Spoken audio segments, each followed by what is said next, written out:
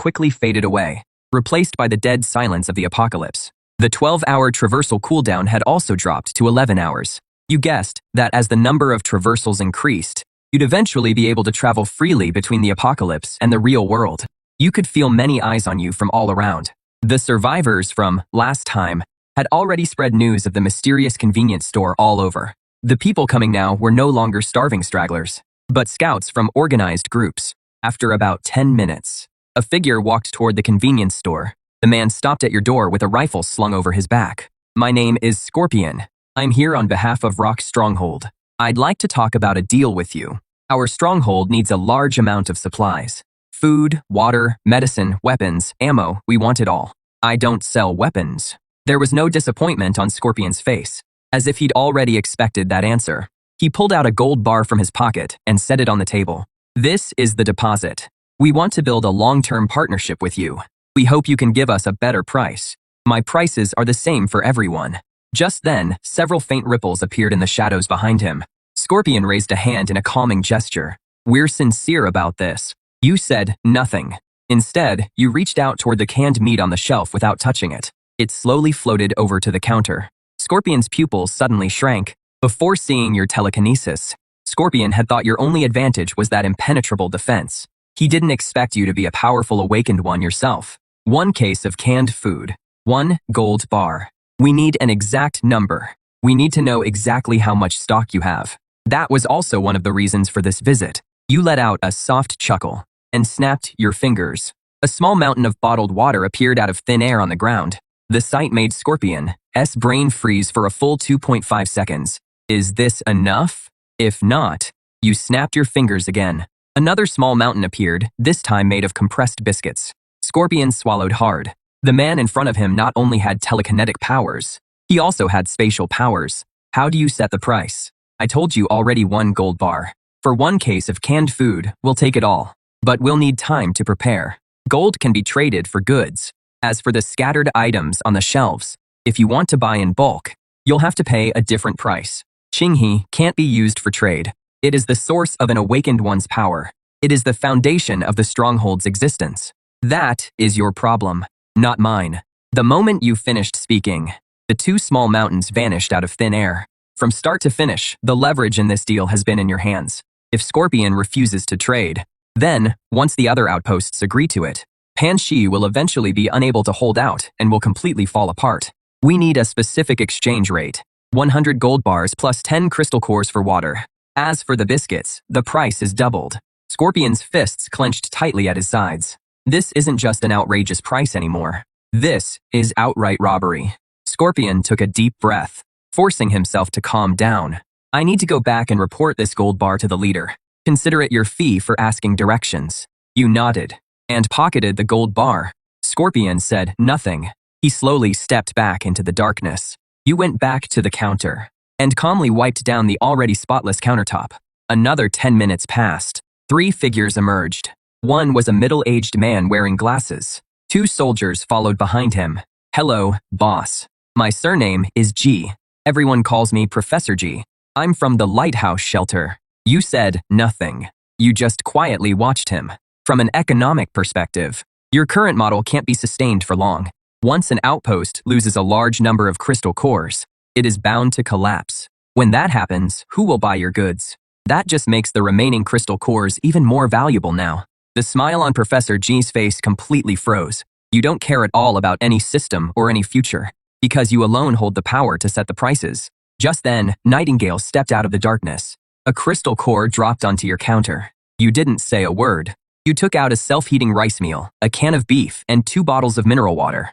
Nightingale took the items and turned to leave. The whole exchange happened in silence. His so-called rational analysis had turned into a complete joke. 100 gold bars plus 10 crystal cores. Water is available for that exchange, but it'll cost extra. The nonsense you just spewed wasted 3 minutes of my time. So now it'll cost you 15 crystal cores. We'll trade. The man in front of you might not be the strongest awakened in the wasteland, but his convenience store was unbeatable. Professor G pulled a military communicator from inside his coat. Bring 100 gold bars and 15 crystal cores. About 20 minutes later, the roar of engines came from the distance. 2 metal cases were placed in front of you. One was packed full of gold bars, and the other held 15 crystal cores. You also tossed case after case of water beyond the boundary. After the trade was complete, several figures slowly emerged from the darkness. Scorpion was back. There was also a team of 20 behind him. Almost instinctively, both sides raised their guns at each other. We brought what you asked for. Several cases were opened. Inside were not only gold bars, but also 20 crystal cores, 10 more than you asked for. Scorpion made his attitude clear in the most direct way possible. Professor G's face looked worse than a dead man's. It is the apocalypse already, and you're still trying to one-up your dad. With a casual wave of your hand, you took out a huge pile of compressed biscuits and several cases of canned beef from your dimensional storage. These are for you. Scorpion's breathing caught for a moment. He had bet right. He immediately gave you a deep bow. Then he looked at Professor G. Panshi came here to trade. We don't want any unnecessary trouble. But if Lighthouse wants to start something here, we'll go all the way with you. As soon as he finished speaking, the guns behind Scorpion were cocked all at once. Someone from Lighthouse forced out a few words through clenched teeth. We're leaving. You quietly watched it all. Interesting. One was Lighthouse, built on technology and knowledge, and the other was Panshi, where strength and discipline ruled. After he left, Scorpion bowed to you once more and quickly withdrew as well. From these two deals, you gained another 100 kilograms of gold. The silence didn't last long. This time, 3 convoys drove in from different directions. The snarls of zombies came from all around. The 3 factions almost all gave the order to prepare for battle at the same time. On one side was the burst fire of heavy machine guns and assault rifles. On the other were fireballs and ice spikes unleashed by the awakened. After the last zombie was taken down with a shot to the head, the square once again fell into a brief calm. Boss, we from Battle Axe have something to say. We from Ark have come in good faith as well. Start lining up over there. Battle Axe is one of the real powers in this Eastern District. Since when did we ever have to stand in line? Boss, what do you mean by this? We came in good faith to clear out the zombies outside. I said, line up. If Battle Axe's people don't follow the rules, then I won't sell you anything. Battle Axe still carries some weight in this Eastern District. Being friends with us won't hurt you. I don't care whether I have one more friend or one less. Either follow the rules, or leave and get in line. What would that do to Battle Axe's reputation? The bald man let out a low growl, as if he had made up his mind, and sharply waved at the men behind him. Bring it over. I'm buying first today, no matter what. 2 Battle Axe members carried a heavy metal case forward. Someone broke the rules. This deal is over. With that, you waved your hand and put all the supplies into the dimensional warehouse. In an instant, the whole convenience store was completely empty. Both factions looked at the bald man. The burly man's face was already full of rage. I came with gold and crystal cores. That was me showing you respect. Don't mistake my respect for weakness. When Battle Axe speaks in the Eastern District, no one dares say no. Who the hell do you think you are? I hate barking dogs. Open fire, blow his damn shop to pieces. A hail of bullets instantly poured toward the convenience store, but every one of them was blocked by an invisible shield. Not only will I never sell Battle Axe another bit of supplies, I'll also offer 100 cases of canned beef for your life. All the Battle Axe members froze in place. Then you raised your hand and waved it. 100 cases of canned beef appeared on the ground. At once, everyone's attention shifted to the burly bald man. So you're all planning to rebel, huh? I'm the 3rd boss of the war captives. Ark is taking this bounty. Hive's taking it too. What about you? You want to betray me too? The war captives members looked at each other. No one dared meet his eyes. In the apocalypse, loyalty is the cheapest thing there is. Suddenly, a blade stabbed into the bald brute's chest. The one who attacked was his deputy. Why his deputy's face was completely expressionless. 3rd boss, the brothers have to eat too. Then he turned to the people in the convenience store. If we quit, this deal belongs to us, the war captives. I already said, I won't sell the war captives another bit of supplies. They killed their own 3rd boss with their own hands. But in the end, they got nothing. If these people are no longer war captives members, I'm just not doing business with the war captives. As for everyone else, they don't fall under that.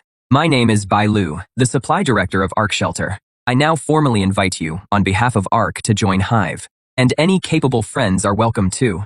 The deputy's mind raced. We're willing to join Ark. The dozen or so people behind him all lowered their weapons in unison, showing their surrender. Leaning against the counter, you casually raised a hand. That small mountain of 100 cases of canned beef came to a steady stop in front of the deputy. Meanwhile, the deputy was quick to get the hint. He walked up to Bai Lu and said, "Director Bai Lu, thank you for ARC's protection. We're willing to offer you these cans as a meeting gift." The people from Hive watched with envy, but they didn't dare think anything else. This time, no one dared voice any objections. Bai Lu stood behind the counter. The gaunt man from Hive also silently lined up behind Bai Lu. "What do you want?" "Compressed biscuits, water, and instant noodles." As soon as he finished speaking, 2 boxes were opened. Inside were 50 gold bars and 20 crystal cores. After the deal was done, he didn't hurry off. "Boss, do you take advance orders here?" "Yes. What antibiotics do you want?" "The more cold medicine, the better. Go back and make a list. Then, bring the deposit. Next time, I'll bring the goods to you." Next up was Shui Shou from Beehive. Like Bai Lu, the man, had ordered medicine, as well as cigarettes and alcohol. After the deal was done, some people with odds and ends started trading. Some had gold jewelry, and some had low-grade crystal cores. But then, someone brought out something new to trade. It was a car battery. The battery energy density and cycle life in this world were actually nearly twice as advanced as those in your world. You suddenly realized that all this time, you'd been treating this world like an ATM for crystal cores and gold, while overlooking the fact that before the disaster hit, this world already had its own tech tree. You turned and took out 2 loaves of bread and a bottle of water, along with 2 ham sausages. The survivors around you were all stunned. "That is a lot. From now on, I'll take this kind of battery too." At the back of the crowd, several loners were quietly forming a circle around him. He held the heavy food in his arms, his body shaking violently. This food wasn't hope. It was a death sentence. "I have something to ask him. Whoever dares make a move. I don't mind trading a few more crates of canned food for his head." At that moment, the few loners suddenly froze. After all, Axe's third boss was still sleeping not far away. "What is your name?" "Zhou Yuan." "Where did this battery come from?" "Skyvault Technology Park. I used to be a battery engineer at Skyvault Technology. This Thor 7 was our company's flagship product. When the disaster broke out, we had just finished a batch for an order. There are at least tens of thousands of finished batteries left in the company warehouse. But the thousands of employees in the park all turned into zombies." You nodded. "If you use the gold you have on hand to recreate a production line, then with the Thor 7's performance specs, it could definitely spark an energy revolution in the original world. Assuming the production line is already gone, can you get the complete manufacturing data for this kind of battery, including all the raw materials, formulas, and processing methods? The servers in the park have the complete files. As long as we have the servers, I can get the data out." The way you looked at him completely changed. How is he just a LOP engineer? He is clearly a walking key to a treasure vault. We'll need the help of the local big shots for this. With that in mind, you looked at Zhou Yuan. "From now on, you work for me. Your job is to identify and evaluate all the tech products I get. In return, I'll provide you with food and water." An uncontrollable surge of joy rose in Zhou Yuan's heart. What does it mean to rise to the top overnight? This is what it means to rise to the top overnight. But some survivors were quick to catch on too. If Zhou Yuan could turn his life around with a single battery, why couldn't they? For a while, a gold rush swept through the survivors. A damaged motherboard from a military drone. A sealed refrigerated case for biological samples. Even half of a burned academic journal. You refused none of it, and had Zhou Yuan appraise everything. The gold rush went on for quite a while. Just then, 2 glaring headlights tore through the darkness. Then came the steady, powerful roar of an engine. Bai Lu and the thin man surnamed Shui got out almost at the same time. Several crates filled with gold and crystal cores sat on the ground. "This is the deposit from our archive. Deposit received. I'll have your goods ready for the next deal." Bai Lu and the thin man surnamed Shui bowed at the same time. They were extremely humble. Even though the deal was done, neither of them had any intention of leaving. Their eyes were fixed on Zhou Yuan and the pile of junk on the ground. Your gaze stayed calm and unreadable. There is a Skydome Technology Park in the northern ruins. There are tens of thousands of finished Thor 7 batteries there, but more than 5,000 zombies are holed up there. That number is enough to swallow up anything. "Boss, you mean? I'm giving you a chance to make a fortune. I'll put up the money and you'll provide the manpower. Help me clear out the tech park. Bring back the server mainframes inside completely intact." Bai Lu and Huang Feng's minds were both racing. The risk was off the charts, but the payoff would be just as huge. More importantly, this is a chance to build close ties with this mysterious shop owner. Hive is in. Our Hive Ripper Squad. has the strongest solo assault capability in all the ruins. We can guarantee the mission gets done. Huangfeng, don't get ahead of yourself. ARC has the best technical team in the ruins. Hacking, dismantling, transport. Only we can make sure it is foolproof. We'll take the Sky Dome Tech Park mission. Rock is in. We have the most awakened. We guarantee we'll bring the server back intact. What a joke. 5,000 zombies. Once Rock's awakened burn through their stamina, how many can they really kill? Going there would be suicide. Scorpion, this isn't something brute force can solve. Without our technical staff, you won't even make it through the tech park's front gate. Tiankong Tech's chief power engineer, Wang Chongming, is with our lighthouse. No one knows that place better than he does. As soon as he said that, Bai Lu, Huangfeng, and Scorpion's expressions changed drastically. So Lighthouse was holding a trump card like this. Enough. I don't care if it is Ark, Rock, or anyone else. I only care about results. If anything happens to the server, or if I don't get what I want, then none of you should expect to trade for anything from me again. Not even a single grain of rice. As soon as he said that, the representatives of all four sides went pale. Your words were so blunt, so unforgiving. Rock agreed to cooperate. Once the first faction agreed, the other three quickly followed. The four strongest factions in the ruins formed an unprecedented alliance. A formidable force made up of nearly 100 awakened and several hundred elite soldiers was born. He is going with you. Bring him back without a single hair out of place. Don't worry, boss. We guarantee Mr. Zhou Yuan's safety. There is one more potential risk in this operation, the prisoners of war. Their third in command died here. Lei Bao is the kind of man who always gets revenge. He'll never let this go. The prisoners may not be as strong as they are, but if they're set on causing trouble, while they're locked in battle with thousands of zombies, even the slightest disruption could lead to irreversible consequences. Everyone's attention turned to you again.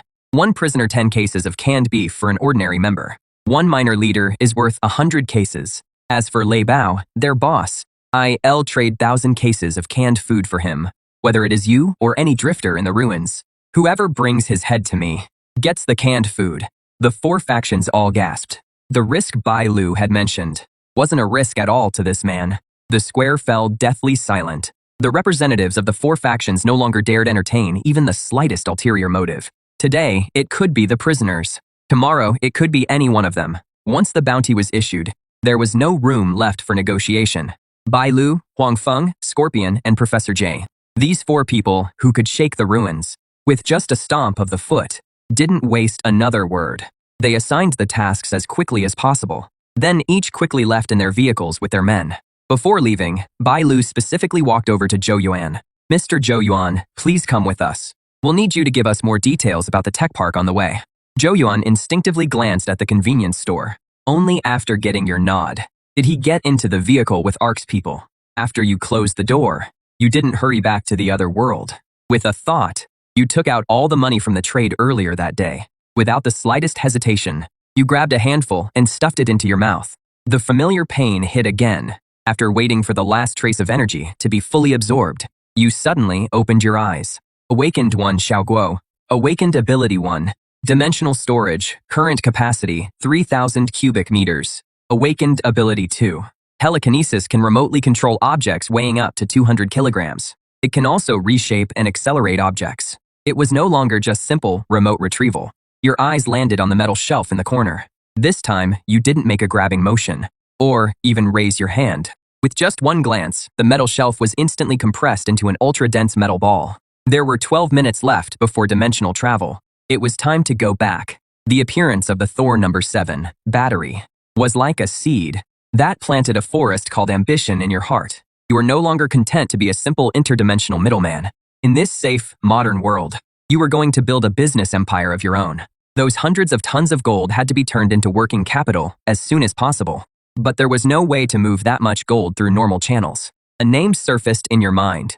Brother Biao, that loan sharking thug, had to have ties to the city's gray market. Having him make the connections was the most efficient and safest option for now. Once the money was in place, it would be time to stock up like crazy and completely fill the 3,000 cubic meter warehouse and the convenience store. Then you would register a tech company and set up the basic framework first to get ready for the technical data from Sky Dome Tech Park. Your thoughts were incredibly clear. Every step pointed toward that massive goal. At that moment, dimensional travel was ready. With a thought, the familiar feeling of weightlessness wrapped around your whole body again. Dimensional travel complete. Current world Earth. Cool down until the next travel, 11 hours. Outside the window were the city's neon lights and busy traffic. Compared to the silent ruins from just seconds ago, it felt like two completely different universes. That extreme contrast made you even more certain that you had to hold on tight to this power. Back on Blue Star, you didn't leave the convenience store right away. Instead, you lay down on the bed. The surge in mental power had greatly reduced your need for sleep, but a few hours of rest would bring your body back to peak condition. When you opened your eyes again, it was 11 a.m. After a quick lunch, you called Brother Biao. "Hello, who is this?" "Xiao Guo, Brother Guo. What can I do for you? I have a batch of goods I want to sell." "Brother Guo, excuse me for asking, but is this stuff legit?" "There is some risk, but not much. At that same cement factory from last time." "Come alone." Got it. I'll be there on time." Soon, it was 3 in the afternoon. Still at that same cement factory. But this time, you were the one sitting on the sofa. Brother Biao arrived as promised. In front of you, he didn't even dare breathe too loudly. "Brother Guo, these are the goods you want moved." You pulled a gold bar out of the sack. Brother Biao's pupils narrowed slightly. A 500-gram gold bar was valuable, but any bigger gold shop could handle it. Just as he was thinking that, you pulled the sack open, and it was packed full of gold bars. Brother Biao froze in place. His mind went completely blank. It wasn't just one bar, it was a whole pile. 20 bars in total. Each one weighed 500 grams. Brother Biao started trembling uncontrollably. 20 bars, 500 grams each. That was 10 kilograms. Did they rob a gold vault? Or just hit an armored truck outright?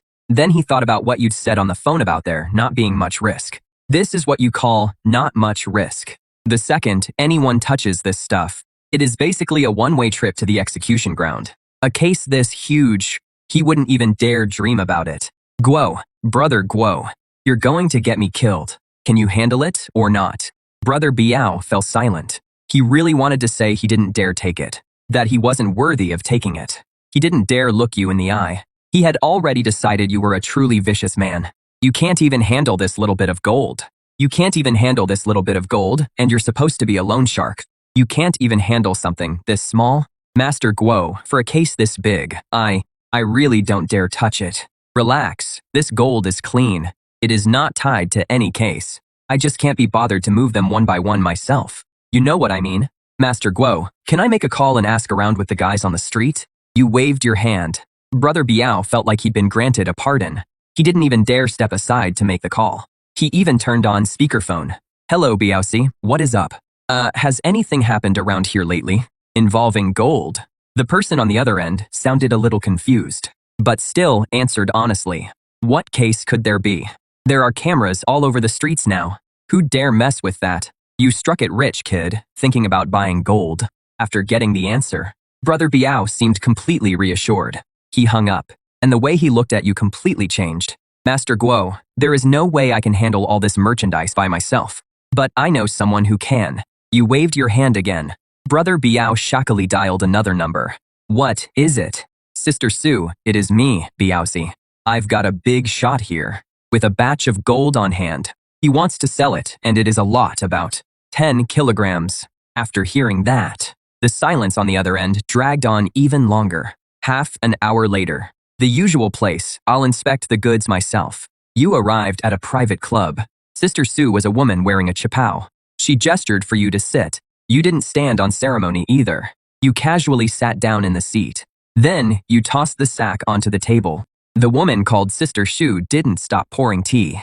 Only after sliding the tea in front of you did she slowly speak. "My friend, how should I address you?" "Mr. Guo, may I see the goods?" You nodded. After opening the bag, 10 gold bars lay there quietly. Sister Sue handled them with expert skill. After examining them for a long while, she murmured, 999 pure gold full weight too. Standard large gold bars. Only then did she look up at Mr. Guo. "Such a large shipment, where did it come from?" You picked up your teacup and took a light sip. "Mr. Guo, it is not that I don't trust you. It is just that this business has its rules. 10 kilos is no small amount. I have to get a clear answer." As she spoke, she watched your expression. But you said nothing. You just glanced at Biao Ji. Biao Ji immediately got the message. and hurried out. Then you took a gold bar out of the bag. With Sister Sue watching, you applied a little pressure. The gold bar was like putty in your hands. Someone with that kind of strength would have no reason to deal in a batch of dirty gold. She took a deep breath and named her price. 710 per gram for 10 kilos, that is 7 million. You didn't agree, but you didn't refuse either. What is the most you can move? A flicker of hesitation crossed Sister Sue's face. You were testing the limit of her entire network. Mr. Guo, if the goods are all this clean, I can move 50 kilos for you every month. So 35 million a month, too little. You slowly held up one finger. 100 kilos is a tenth of a ton. Sister Sue could no longer keep her composure. Mr. Guo, are you joking? 1 ton of gold at current market prices would mean nearly $1 billion in cash flow. Her operation simply couldn't handle something that big. Impossible. No private channel can move a ton of gold within a month. This isn't even just about money anymore. It is a direct challenge to the entire modern financial regulatory system, and cash flow in the hundreds of millions would definitely draw the attention of the authorities. That would be a huge problem. Of course, you'd already thought of that. So, what if I don't need all of it converted into cash? You mean an asset swap? I need an industrial park or a battery manufacturer. That unexpected answer left Sister Sue completely stunned. She hadn't expected you were moving gold, not for a life of luxury, but to build a real business. Someone who could crush a gold bar with his bare hands, someone who could produce a ton of gold every month, actually wanted to be an entrepreneur. This was no longer just a deal. It was a capital operation on a scale he couldn't even imagine. Mr. Lin, this is already completely beyond my authority. I need to report this to my superiors. You just waved your hand. I'm the boss. Suwan said, there is a huge deal, and the gold is clean with a large quantity. At that point, she glanced at you. For now, I only have 300 kilograms on hand. The other party can supply 1 ton a month. He currently has 300 kilograms in stock. After the call ended, Suwan went from leading the deal to being nothing more than a messenger. Mr. Guo, my boss wants to meet you in person. Tomorrow night at 7, same place. You nodded and pointed at the gold.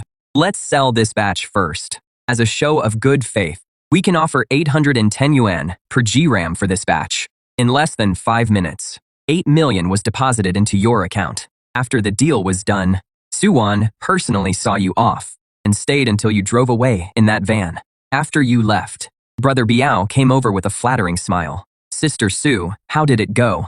As for Master Guo, from now on, anything involving Mr. Guo, don't ask a single question. Whatever he tells you to do, just do it. If anything goes wrong, no one will be able to protect you. Brother Biao felt a jolt in his heart. He nodded over and over like a pecking chick. After leaving, you didn't go back to the convenience store. Instead, you went to the wholesale center. When the salesperson from last time saw you, he immediately came out to greet you. Boss Lin, you're back. What do you need this time? Use this list. Multiply the quantity of every category by 10. The manager glanced at it. His hands trembled slightly. I'll make sure everything's fully taken care of. After paying the 2 million yuan for the goods, you made trip after trip to the industrial park, until more than half the dimensional warehouse was filled. You still had something even more important to do. A box of ordinary antibiotics, in that ruined world, was worth far more than gold.